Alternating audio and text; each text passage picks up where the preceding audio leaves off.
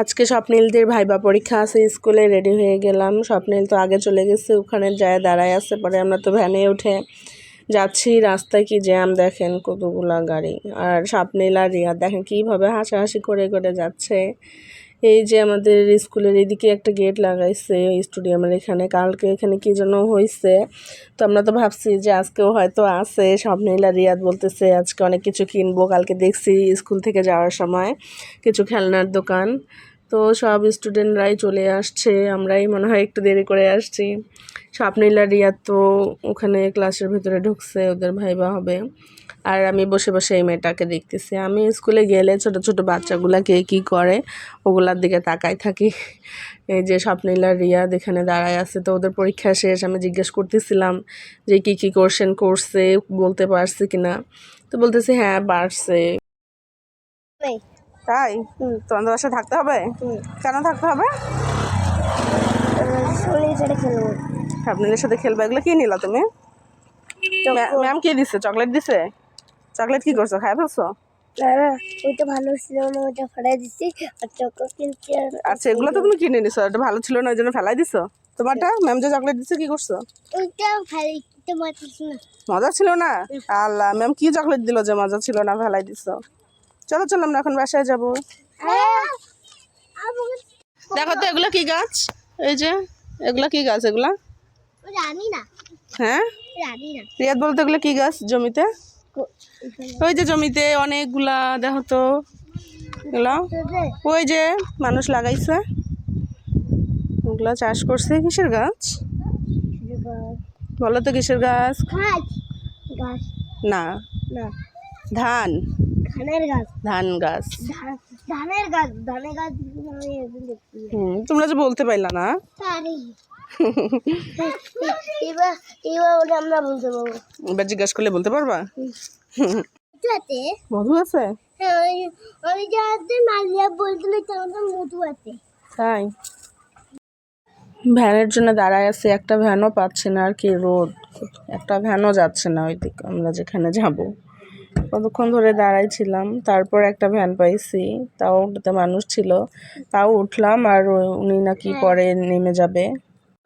হ্যাঁ হ্যাঁ, আগের মতো। রিয়া পায়ের দিকে দাও, একটা পায়ের দিকে দিয়ে দাও, তাহলে বসতে আরাম পাবো। না, স্বপ্নে জায়গা পাবে না। হ্যাঁ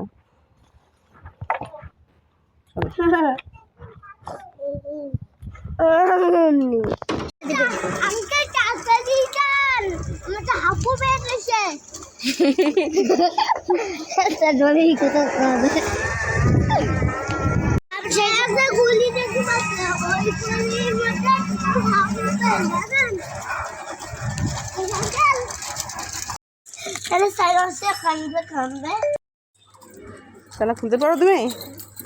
ছাড়ো, আমি খুলতেছি। যাও দাও। চালাক খুব। হ্যাঁ চালাক খুব। ও বাবা, বাইক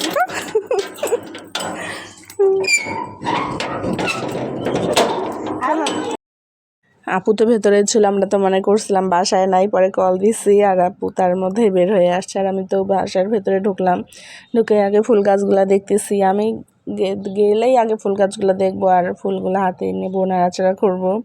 দেখেন কি করতেছি, ফুলগুলা দিয়ে আংটিও বানাই নিচ্ছে হাতে। গোলাপ ফুল অনেক কয়েকটা ফুটছে, ওইদিকেও অনেক কয়েকটা গাছ আছে। ফুলের গাছ দেখতে খুব ভালো লাগে। এই যে এই গোলাপ গাছটাতেও কয়েকটা ফুল আসছে।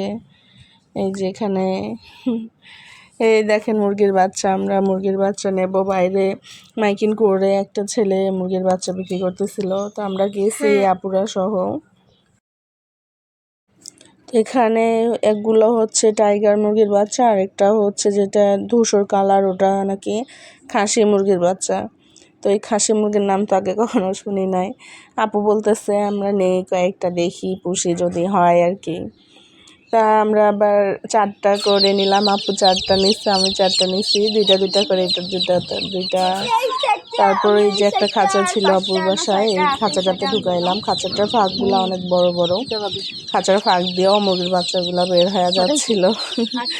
তো এইগুলা বাচ্চা তো দেখেন কত সুন্দর, কিউট কিউট। আমি হাতের মধ্যে নিয়ে একটু দেখতেছিলাম বাচ্চাগুলো, এত সুন্দর নরম, হাতের মধ্যে খুব ভালো লাগতেছিল। দেখেন কি কিউট কিউট বাচ্চা। আমি সাইমাকে বললাম ঢাকনাটা উঠাই দিতে, তারপর তো এগুলো বাসায় নিয়ে গেলাম। এই দেখেন দেখেন কাণ্ডটা দেখেন, খাঁচার ফাঁক দিয়ে সবগুলা মুরগির বাচ্চা একটা একটা করে বের হয়ে যাচ্ছে। বের হয়ে যে গিয়ে একজন বের হচ্ছে, তারপর তো আরেকটা দেখে ওটাও বের হয়ে যাচ্ছে। একটা একটা করে সবগুলা বের হয়ে দেখেন ওই যে দুয়ারে দাঁড়ায় আছে। ওদের মনে হয় খাঁচার মধ্যে ভালো লাগতেছে না, বাইরে ঘুরে বেড়াবে। দেখ একটা মা একটা পড়ে গেল, ওরা আরেকটা পড়লো। মুরগির বাচ্চাগুলো তো বাসায় নিয়ে যাবো, ওই জন্য ওই যে প্যাকেট করে নিলাম, এটাতে করে নিয়ে যাব, এটাতে নিয়ে যাইতে সুবিধা হবে। এটা তো বাঁধে নিলাম আর ফুটা করে দিছি যেন নিঃশ্বাস নিতে অসুবিধা না হয়। আর আপুর বাসার পেছন সাইডে গেলাম, যে বোম্বাই মরিচের গাছ থেকে একটা মরিচ নেবো। আমার ভাবি মরিচ চাইছে, মরিচ খাবে।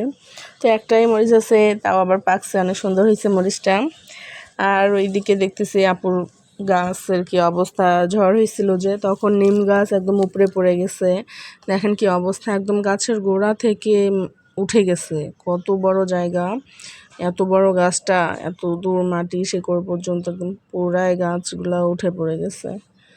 কি অবস্থা, কি ঝড় হয়েছে, কি পরিমাণে ঝড়টাই না হয়েছে তার মানে বোঝা যাচ্ছে। নিম গাছগুলো একদম হেলে গেছে, গাছগুলো দেখেই তো অবাক হয়ে গেছে। আর এইদিকে দেখেন আপুদের ভুট্টা ক্ষেতের কি অবস্থা, ভুট্টা গাছগুলা অনেকগুলা একদম শুয়ে গেছে।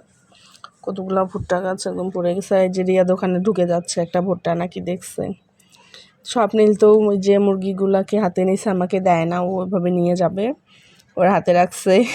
তারপর তো অনেকক্ষণ দাঁড়ায় ছিলাম ওখানে, ভ্যানই পাচ্ছি না।